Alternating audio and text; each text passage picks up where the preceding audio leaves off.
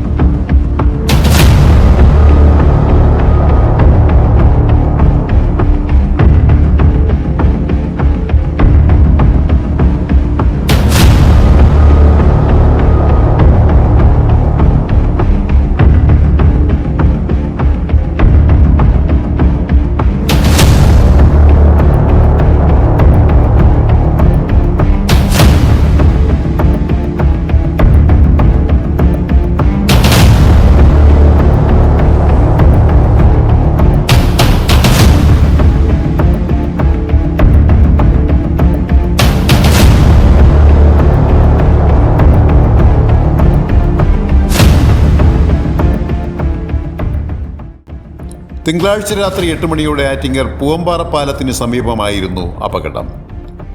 ആറ്റിങ്ങിൽ നിന്ന് കൊല്ലം ഭാഗത്തേക്ക് പോവുകയായിരുന്ന മാരുതി 800 കാർ ആദ്യം ഒരു ബൈക്കിലിടിക്കുകയും തുടർന്ന് എതിരെ വന്ന ISROയുടെ ബസ്സിൽ തട്ടുകയും തുടർന്ന് നിയന്ത്രണം തെറ്റിയ കാർ 2 ബൈക്കുകളെ ഇടിച്ചു തെറിപ്പിച്ച ശേഷം കാർ വലതുവശത്തേക്ക് തെന്നിമാറി പാലത്തിന്റെ സുരക്ഷാ മതിലിൽ ഇടിച്ചു നിൽക്കുകയുമായിരുന്നു എന്നാണ് ലഭിക്കുന്ന പ്രാഥമിക വിവരം.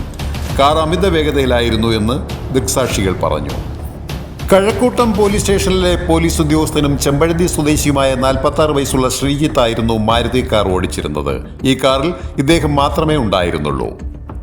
പരിക്കേറ്റവരെയെല്ലാം 2 108 ആംബുലൻസുകൾ ഉൾപ്പെടെ 5 ആംബുലൻസുകളിലായി ആറ്റിങ്ങൽ വലിയൊന്ന് താലൂക്ക് ആശുപത്രിയിൽ എത്തിച്ചു.